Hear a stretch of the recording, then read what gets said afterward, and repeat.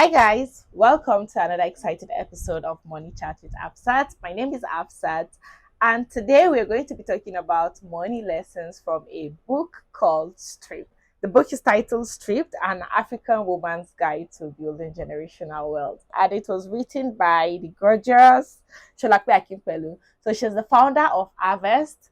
Harvest is a digital app where you can invest in women-based businesses for a return on your investment. You should check it out. So I actually got this book for free, courtesy Bloom Network for my workplace. Actually, it's one of those gifts you get from the International Women's Day week, and I absolutely love this book. So you should get one. So this book by Sholakwe actually has a lot of financial nuggets embedded in it. Like it is divided into three parts: a part on how to grow wealth, a part on how to preserve wealth, and a part on how to transfer wealth. So the idea is about building generational wealth. And to do that, you need to be able to transfer this wealth over centuries to come. So the book started with sharing some stories about women who have allowed some society's definition of good or bad limit them from empowering themselves financially. Like you see some women say they don't want to be too successful because if they are too successful, they might not find a man, or the idea that we have to always be behind them so we don't need to make our own money. It doesn't make sense. And there's actually this part in the first chapter that I love. Like there's something she said here. She said, when did African women lose their financial independence and ability to create wealth? So before this, she actually talked about history. Like she made reading history interesting. She spoke about how before now women actually used to be traders, merchants. We sell, we make money and all of that. We were doing very good. Before the missionaries actually came and kind of like changed the whole thing. So reading that part actually reminded me of this Hotel Rwanda movie, how the missionaries went there and then took the Tutsis, who are the minority, and empowered them, made them more literate, upskill them and all of that. And when they were leaving, they handed over power to the Tutsi because they deemed it fit or for whatever reasons. And then so relating it that to this, so before now, we women were actually working, doing good, fending for ourselves, bringing money, contributors. But then the missionaries came and they were like, oh, women can't be this work like this. It's too much labor for a woman. And guess what they did? They decided to train the men, empower them, and push them to the forefront to earn a living, while we the women stay at home and be doing the unpaid house chores and all of that. So you see, I guess that's where we got that notion of women education and in the kitchen. And imagine till now, that's it. But prior to now, I actually thought like maybe it has always been like that. So I got to find out that it has never always been like that. And as women, we ought to strive towards building generational wealth. So she said, yeah, when did we start to believe the stories that we are not capable of contributing financially to the running of the home, or did not have to do so, and that the men had to be at the center of it all? When did we actually start to believe that? I've always thought it was like that, but it wasn't, funny enough. She said, when did we give up our partnerships to become mere observers, simply waiting for handout? And that part got me thinking, like, oh, that's serious. That's like a slap to my face. Why should we wait for handout? Why should you rely financially on somebody? It doesn't really make sense for you to give your financial burden to one person. I don't know, have you thought of the idea of you making money, your husband making money, and then combine together, you guys do better? That's like the idea I have, and I feel that's the idea we, or some of us that are having those limiting constraints, those are kind of ideas we should delete, and these are what we should start imbibing. So the first part actually spoke about some of these beliefs and how to get rid of that, because that's what make up our money DNA and the rest. Your attitude to money, your belief about money, how you relate to money, and the like. So those are the first area you need to tackle on your financial. So also on creating wealth, you also spoke about saving, budgeting, and the like. She even shared so many strategies of budgeting, similar to what I shared in my last episode. But then she gave other strategies of budgeting that I like, and I intend to adopt some of it. Also, in the first part, she also talked about how to expand your means. It's not just about making money, it's actually about growing your money, expanding the money. And this is where she shed so many light into investment, forms of investment. Some are high risk, some are low risk.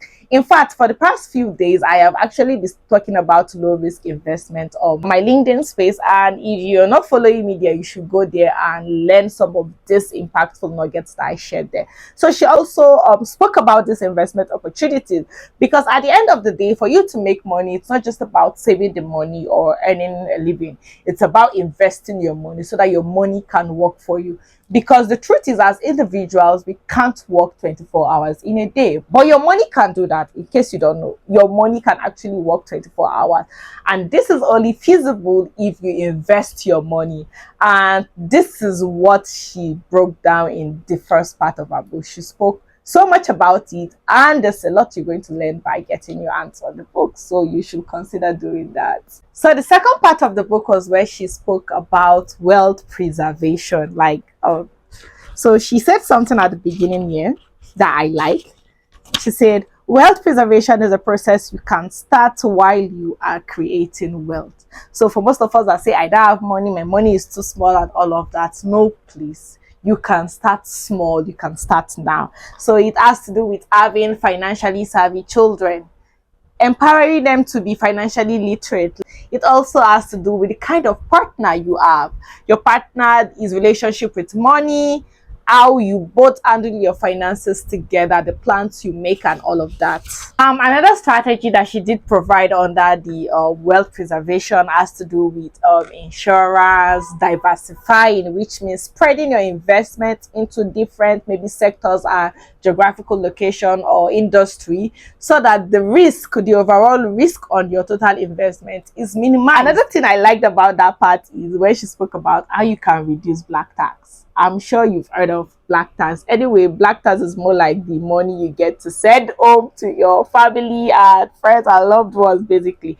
So she gave like tangible strategies on how you can reduce black tax, and one of which has to do with ensuring that there's a timeline to your black tax. For instance, if you have, let's say, a sibling that you send money to every time, you need to let the sibling understand that this is not going to last forever. This is only for a period of time. So you begin empowering your sibling to be able to fend for themselves. So this is just one out of the many strategies she spoke about black tax. She even spoke about pink tax. And funny enough, this is like, I think the first time okay, no, it's not the first time I'm hearing about pink tax, but I actually understood it better from reading this. So I'm going to keep that one to myself. And if you want to know about that pink tax, you should actually purchase this book. Honestly, it's an investment worth making in yourself. On to the last part of the book where she spoke about wealth transfer.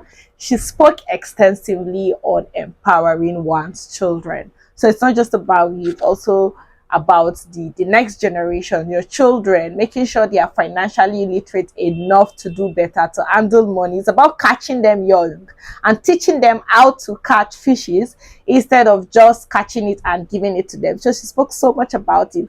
And then she moved over to talk about estate planning and writing a will. So she kind of like reading it, actually it was interesting. It's not this, instead of this usual feeling that where you read about writing where will and you're like, I don't have money, or am I going to die now, why should I write will? No, it didn't give any of that vibe. She wrote it in a way that you understand it and you find meaning in actually engaging in estate planning and will writing and all of that.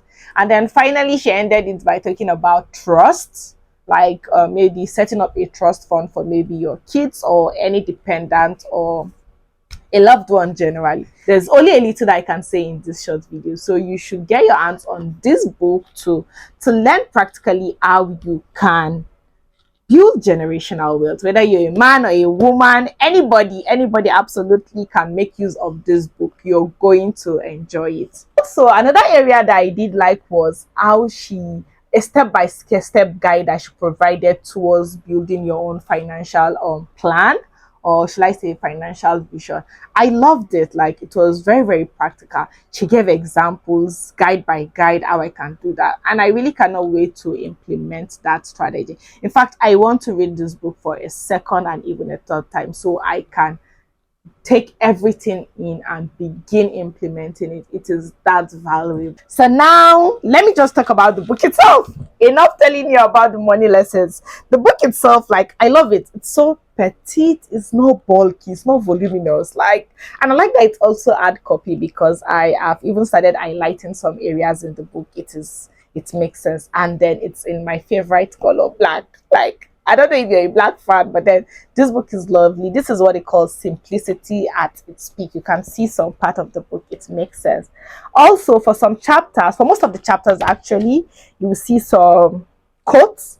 And one thing she did was she didn't just make a quote. She actually wrote the name of the person that said that stuff that she quoted, and then she highlighted what the person is doing. For instance, there's this quote by Chimamanda Ngozi, and then she wrote that the person is a writer, a Nigerian writer. I don't really think I've seen stuff like that in the books. They usually just write the quote and the name of the person that made that quote, and that's just it. So she extended on it. And then there's one thing about the book is all of the chapters are like short, straight to the point, except for, I think it's chapter 6. God, when I started reading chapter 6, it was just long, going and going and going. I'm like, oh, I think you should have split this chapter. It will have made it more interesting. But funny enough, that chapter is where most of the financial knowledge that you need, all of those nuggets, that is where it is. That is where she spoke so much about investing, about even impact investing. So at times it's not just about investing, it's about investing in a course that you like, investing in ethical businesses that speak to your values as an individual, and because you're investing just so that you can make money as well as empower other people to do better. So she spoke so much in this book, and seriously, you should get this book. So the link is down there in the description section below. You can follow the link to grab your own copy. It's actually my link, my affiliate link. So make sure to follow the link to patronize her, because you, as well as telling her you came from me. That's why you should use that link. Thanks for sticking with me to the end. This was meant to be brief, and I hope it was brief. I hope to stay to the end. Anyways, this is going to be one out of the many money lessons for books that we are going to be doing. So make sure you stay tuned to this space. Subscribe to this channel if you're not already subscribed. Make sure you turn on your notification button so you don't miss out my videos in the future. Drop a comment. I want to know what you think about this review I did and this money lessons. If there is something, if you wanted me to have extended on it, you can as well as say that. And see you next time, and thank you.